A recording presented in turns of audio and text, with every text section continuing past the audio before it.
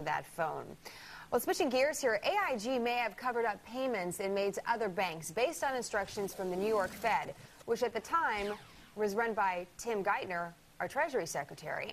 Now Republicans are calling for hearings on this matter. Apparently, at the height of the financial crisis back in 2008, emails between AIG and the New York Fed show AIG wanted to disclose some details about the billions of dollars in payments it was making to cancel some financial deals. Well, the New York Fed apparently told AIG to remove that information. AIG was paying 100 cents on the dollar to get out of these deals. But Republican Congressman Issa, he says AIG shouldn't have even paid half that. And Issa is telling Fox Business he doesn't think Geithner would have been confirmed as Treasury Secretary if senators knew then what they now know now, I should say. Yeah, interesting. Interesting story. Let's talk to Phil Silverman about it. He's been with us all. I mean, how should we be looking into this? I mean, I know Geithner, supposedly, the Treasury Secretary now, as Jenna says, head of the New York Fed then, was not personally involved. That's the line from Treasury yesterday. But what should we want to know about this, or should we want to know more? Well, you know, we should look into this, but you need to take a look back at what was happening at the time.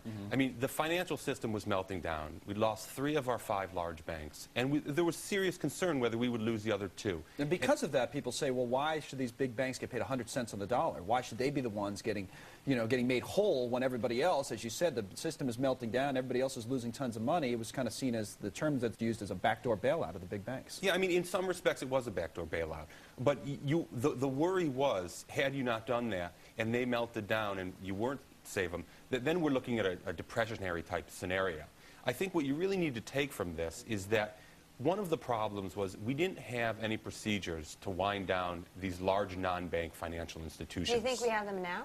Oh, no, we don't have them yet. This is what we need to get over from this crisis, and we need the government to step up and work with the Fed and the Treasury. You're touching on something very important, because you're saying, hey, remember what it was like back then. Oh, yeah. And you know, going into work, we knew going into work on certain days that no one really knew what was going to happen. But that feeling that you had, which was nerve-wracking at the time, has dissipated. You know, we have very short-term memories. We're not thinking like that anymore. So how do we make sure that that same urgency is applied to what's going on right now to make people really understand that there needs to be a plan in place? Well, that's certainly the tough thing, because every day we get further away from the crisis and the market continues up, people tend to forget. And there isn't that urgency. They go back to their regular lives. And the large institutions who have very large staffs of lobbyists, they're fighting against it. So we really need to step up and do that for the good of the whole system. Now, let me just go back to the one point. I understand, by the way, the whole thing that, the system being in jeopardy, and we covered that in Goldman Sachs, let's just take for an example, or Morgan Stanley, had other means of being, quote-unquote, bailed out during those days. In other words, they were turned into bank holding companies from being investment banks.